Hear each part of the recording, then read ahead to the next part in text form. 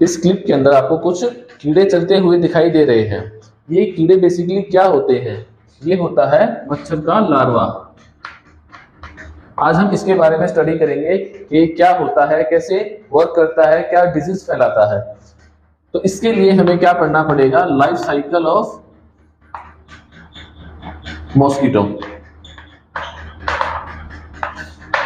Basically मच्छर की life cycle में क्या होता है, एक जो अडल्ट मच्छर है वो सबसे पहले क्या करता है?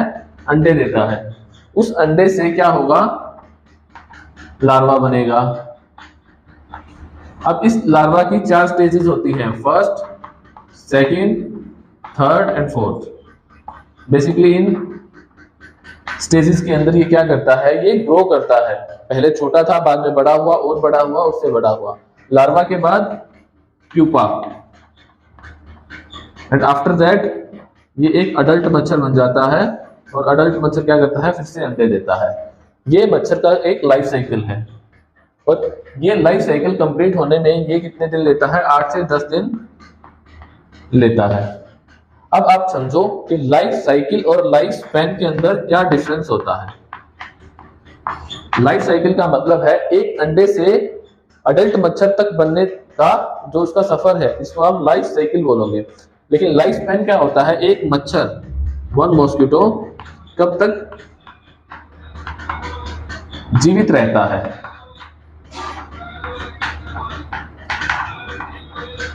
मच्छर हमारे पास 2 तरह के होते हैं, एक मेल मच्छर होता है और एक फीमेल होता है।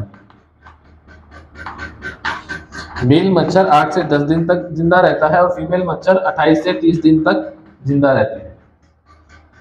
अपने एक लाइफ स्पैन के अंदर फीमेल मॉस्किटो 4 से 6 बार अंडे देती है और एक बार में 100 से 150 तक अंडे दे देती है। अगर आप इसको कैलकुलेट करो तो एक बार में ये कितने मच्छर पैदा कर सकता है? एक मच्छर कितने मच्छर पैदा कर सकता है अगर इसे मारा ना जाए? एक मच्छर ने 100 अंडे दिए। अब अगली बार अगर ये 100 अंडों में से कुछ मेल हुए, कुछ फीमेल हुए, हमने मान लिया कि अगर ये 50 फीमेल है तो 50 फिर से क्या देंगे? 100 अंडे देंगे। मल्टीप्लीकेशन देखो कितना हो रहा है, 1 से 50, 50 से 50 गुना 2500। अगर हम एवरेज 50 मान के चले तो 2500 का 50 गुना कितना हो गया? 1,25,000। अगेन 5 से कर दो, मतलब एक महीने के अंदर एक मच्छर एक से इतनी संख्या पैदा कर सकता है। तो हमारे लिए जरूरी क्या है कि हम मच्छर को मारें। अब हम मच्छर को कहां कहां मार सकते हैं? हम मच्छर को इन 4 स्टेजेस में मार सकते हैं। पहला, अंडा। हम अंडे को खत्म कर सकते हैं। किस तरह से कर सकते हैं? फर्स्ट ऑफ ऑल, हमें अंडा नेक्ड आई से दिखाई नहीं देता, तो हम कैसे करेंगे? तो मच्छर अपना अंडा देने के लिए कहां जाता है? जहां मॉइस्चर हो, जहां वाटर हो। अब कितना वाटर होना चाहिए? मच्छर को अंडे देने के लिए अगर 2 मिलीमीटर का अगर मॉइस्ट सरफेस मिलता है तो भी मच्छर वहां पर अपने अंडे दे सकता है। 2 मिलीमीटर कितना होता है? देख लो भाई, बहुत कम। जैसे अगर हमारा कूलर है, घर में हम कूलर का यूज करते हैं, उस कूलर के अंदर पानी डालते हैं, अगर हमने वो सारा पानी निकाल भी दिया, उसके अंदर कहीं ना कहीं कोने पे या दीवार के ऊपर थोड़ा सा सरफेस गीला रह जाएगा, मच्छर वहां भी अंडे दे सकता है। अब इस अंडे के अंदर एक खास बात क्या होती है? अगर हमने इसको नहीं मारा और ये अपने आप पानी सूख गया तो अंडा क्या करेगा? अगर ये अंडा है तो ये अपने ऊपर एक ऐसे सरफेस सी बना लेगा और ये सरफेस बनाने के बाद ये 2 साल तक भी जिंदा रह सकता है। जब आप इसमें पानी डालोगे तो ये अपनी शील्ड उतार के यहाँ से फिर से हरा हो जाएगा, फिर से ये इस साइकिल के अंदर आ सकता है। तो फर्स्ट ऑफ ऑल हमें मच्छर को इसी स्टेज पे खत्म कर देना है। इन केस अगर हम यहाँ नहीं कर सकते हैं तो हम लार्वा की स्टेज में इसको खत्म कर सकते हैं, जैसा कि आप क्लिप में देखोगे। ठीक है, लार्वा क्या होता है? मच्छर की अंडे से जो ज्यादा की स्टेज होती है उसको लार्वा बोलते हैं। अब यहाँ जैसे हमारे घरों में क्या होता है? पानी की टंकी होती है या हम कहीं भी पानी इकट्ठा करते हैं, उसमें कुछ कीड़े ऐसे 8 बनाते हुए चलते हुए दिखाई देंगे। वो मोस्टली क्या होता है? मच्छर का लार्वा होता है। और ये मच्छर क्या क्या बीमारी फैला सकते हैं? Dengue, malaria, chikungunya.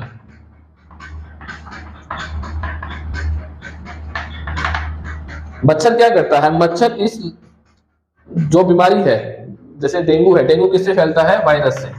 तो मच्छर क्या करेगा, इस वायरस को लेके जाएगा। लेके जाने वाले को हम क्या बोलते हैं, वेक्टर, जिसका कोई कैरियर हो।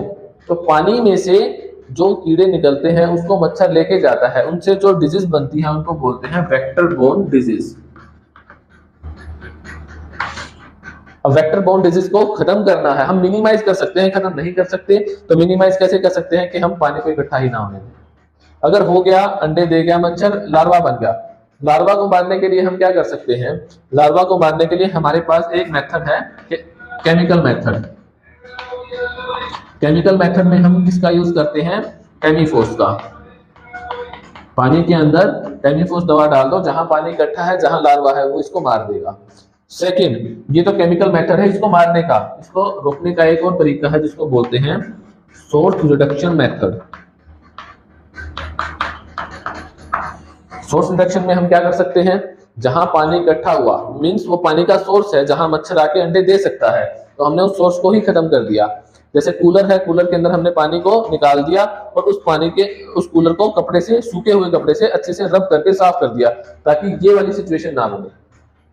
ठीक है, ये सोर्स रिडक्शन हो गया। अगर हम ये नहीं कर पाए, जहां पानी है वहां लार्वा हो गया, तो आप यहाँ क्या कर सकते हो, देखो इसमें पानी है, इसके ऊपर आप कोई भी तेल का छिड़काव कर सकते हो। अगर आपने इस पे तेल डाल दिया तो तेल की डेंसिटी और पानी की डेंसिटी अलग अलग होती है, तेल पानी के ऊपर तैरता है। अगर हमने इसके ऊपर तेल डाला तो तेल इसके ऊपर ऐसे लेयर बना लेगा। अब लार्वे को सांस लेने के लिए, ऑक्सीजन लेने के लिए ऊपर आना पड़ता है। जब ऊपर की लेयर ढकी हुई होगी तो पानी के अंदर जितना एयर है वो यूज कर लेगा, उसके बाद ऊपर नहीं आ पाएगा, तो लार्वा वहां पे खत्म हो जाएगा। इस तरह से सोर्स रिडक्शन करके भी हम लार्वे को खत्म कर सकते हैं। अगर हम लार्वे को भी खत्म नहीं कर पाए और ये प्यूपा बन गया, प्यूपा क्या होता है, लार्वे से नेक्स्ट फेज होती है जिसके अंदर इसका साइज कम हो जाता है और इस तरह से गोल गोल बन जाता है। इसके बाद क्या होगा कि लार्वे के प्यूपा से, जो हमने टेमीफोस का यूज किया है, उससे लार्वा और प्यूपा दोनों मर सकते हैं। अगर प्यूपा भी नहीं हुआ हमसे क्लियर और वो अडल्ट मच्छर बन गया, तो इसको मारने के लिए भी हमारे पास मेथड है, कौन सा, केमिकल मेथड है। अब इस केमिकल मेथड में हम किसका यूज करेंगे, डेल्टा मेथ्रीन का, सिक्नोथ्रीन का। इनको यूज करने के लिए हमारे पास एक मशीन आती है, उस मशीन को बोलते हैं फॉगिंग मशीन। आपने देखा भी होगा डेंगू मलेरिया के सीजन के अंदर आप लोगों के घरों के आसपास धुआं करने वाली मशीन आती है। उस मशीन के अंदर डीजल में इन दवाइयों को मिलाया जाता है, जिसके अंदर अडल्ट मच्छर सांस नहीं ले पाता, उसका दम घुटता है, वो मर जाता है। ठीक है, लार्वा को मारने के लिए हमने केमिकल मेथड का यूज किया, सोर्स रिडक्शन मेथड का यूज किया। इसको मारने का हमारे पास एक और तरीका भी है जिसको बोलते हैं बायोलॉजिकल मेथड। इस मेथड के अंदर हम क्या करते हैं, फिश का यूज करते हैं। कौन सी फिश, गंबूजिया फिश का। ये फिश क्या करती है, बेसिकली ये लार्वे के ऊपर फीड करती है। जहां लार्वा होगा, अगर हम इस मछली को वहां डाल देंगे तो ये लार्वा को खा जाएगी एज ए फूड। ठीक है, इस तरह से हम इसको खत्म कर सकते हैं। बट हर जगह पे हम टेमीफोस का यूज नहीं कर सकते हैं, केमिकल मेथड का यूज नहीं कर सकते हैं, हर जगह पे हम बायोलॉजिकल मेथड का यूज नहीं कर सकते हैं। तो मोस्टली जो कोई इंस्टीट्यूट है, हेल्थ डिपार्टमेंट है या म्युनिसिपल है, तो वहां पे इन चीजों का यूज हो जाता है। लेकिन हमारे घर पर हमें घरेलू उपाय करना है, तो हम क्या कर सकते हैं, सोर्स रिडक्शन मेथड का यूज कर सकते हैं। इसके अंदर हम क्या करेंगे, घर में जो भी गमले हैं, या फिर वीक में एक दिन हम ड्राई डे बना सकते हैं, जैसे Sunday is a dry day. घर में जितने भी पानी के बर्तन हैं उनको अच्छे से खाली करके, सुखा के, सूखा कपड़ा मार के अगर हम रखते हैं तो हम एग को खत्म कर देंगे, तो ये आगे की स्टेजेस ही नहीं होगी।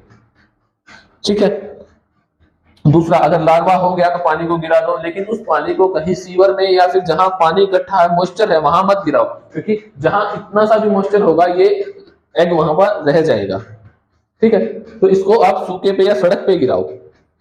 इसके बाद आप क्या कर सकते हो,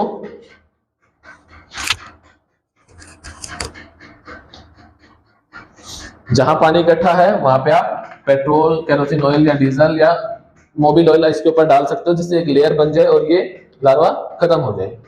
ठीक है, अब ये सब हो गया, आपको इस लार्वा से ये मच्छर बन गया, अडल्ट मच्छर बन गया, और इस मच्छर ने आपको काट लिया, तो आपको क्या क्या बीमारियां हो सकती हैं, आपको डेंगू, मलेरिया, चिकनगुनिया, ये फीवर, ये बीमारियां हो सकती हैं। अब डेंगू क्या है, डेंगू एक वायरल डिजीज है, वायरस से फैलती है। इसका हमारे पास कोई इलाज नहीं है, एंटीवायरल ड्रग नहीं है। ठीक है, इसको रोकने का तरीका क्या है? अगर डेंगू हो गया, इसके सिम्टम क्या है? हाई फीवर आएगा, हाई ग्रेड फीवर होगा, कंटिन्यू होगा, एक दिन छोड़ के एक दिन फीवर आ जाएगा। इसके साथ साथ आपको डायरिया हो सकता है, जिसको दस्त बोलते हैं, दस्त हो सकता है। ठीक है, अगर ये डेंगू सीवियर हो गया, ज्यादा हो गया, तो ये क्या कर सकता है? प्लाज्मा लीकेज कर सकता है, जो लाइफ थ्रेटनिंग होता है, थ्रेटनिंग होता है। ठीक है, इससे बचने के लिए हम क्या कर सकते हैं? अगर डेंगू हो गया तो हमें प्रॉपर मेडिकल ट्रीटमेंट लेना होगा। उसके अंदर क्या होगा? आप ज्यादा से ज्यादा फ्लूइड इनटेक कर सकते हैं, ज्यादा से ज्यादा फ्लूइड इनटेक, नारियल पानी पी सकते हो, सिंपल पानी पी सकते हो, इलेक्ट्रोलाइट ले सकते हो। ज्यादा पानी क्यों? क्योंकि इसके साथ साथ दस्त होते हैं, जिससे बॉडी के अंदर फ्लूइड की या इलेक्ट्रोलाइट की कमी हो जाती है, जिससे ये डेंगू और फीवर और डेंजरस हो जाता है। इससे बचने के लिए आपको ये करना है। दूसरा, अगर फ्लूइड हम ज्यादा लेते हैं तो इसका बेनिफिट क्या है कि बॉडी को फूड को डाइजेस्ट करने के लिए ज्यादा काम नहीं करना पड़ेगा, बॉडी अपने आप को रिकवर करने में ज्यादा काम करेगी। ठीक है भाई, क्या चीज समझ में आई है? अच्छा, जब मच्छर काटता है तब हमें पता क्यों नहीं चलता है कि मच्छर ने हमें अभी काटा है? जब मच्छर काट के उड़ जाता है हमें तब पता क्यों चलता है? पहली चीज। और हमें कौन सा मच्छर काटता है? हमारे पास देखो दो मच्छर हैं, मेल एंड फीमेल। हमें कौन सा मच्छर काटता है? मेल मच्छर हमें नहीं काटता है, इसके पास इतना टाइमिंग नहीं है कि हमें काटे। कौन काटता है? फीमेल। तो इसका इसमें क्या स्वार्थ है? फीमेल मच्छर हमको इसलिए काटती है क्योंकि फीमेल को अंडे देने होते हैं, और इन अंडों की ग्रोथ के लिए, इन एग्स की ग्रोथ के लिए इसको प्रोटीन की जरूरत होती है। और वो प्रोटीन इसको कहां से मिलता है? ब्लड से मिलता है। That's why a female mosquito can bite. Is it clear? अच्छा भाई, अगर फीमेल ने हमको काट लिया तब हमें पता क्यों नहीं चला कि फीमेल ने हमको काटा है? क्योंकि अगर मान लिया ये हमारा हाथ है, मच्छर यहां पे आके बैठा, तो ये क्या करेगा? इसके पास ऐसे निडल टाइप में इसकी एक नोक होती है, जिससे ये ब्लड को सक करती है। जैसे ही ये सक करने के लिए यहां बैठेगी, इसके स्लाइवा से हिस्टामाइन नामक केमिकल निकलता है, जो क्या करता है? इस बॉडी के पार्ट को, इस एरिया को एनेस्थेटिक बना देगा, एनेस्थीसिया कर देगा। हमें पता ही नहीं चलेगा कि यहाँ क्या हो रहा है। जब तक ये यहाँ से ब्लड को सक कर रहा है तब तक ये स्लाइवा में से इसको रिलीज करता रहेगा। जैसे ही मच्छर यहाँ से उड़ा तो इस हिस्टामाइन का इफेक्ट कम होगा, हमें दिखेगा, हमें यहाँ पर हमारी बॉडी रिएक्ट करेगी, WBC RBC सबको भेजेगी यहाँ पे, तब हमें पता चलेगा। जैसे ही हम ऐसे यहाँ ये करेंगे, रब करेंगे, तो बॉडी यहाँ पे रेड हो जाएगी। इस वजह से हमको ये रेड दिखाई देता है।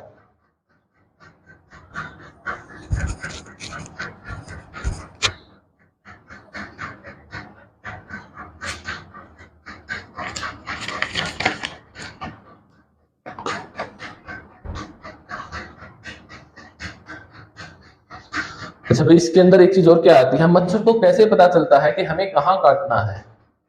ये जैसे मान लिया ये जगह है, इस जगह का कैसे पता चलेगा कि मच्छर को कि इसे यहीं पे काटना है, कहीं और नहीं काटना?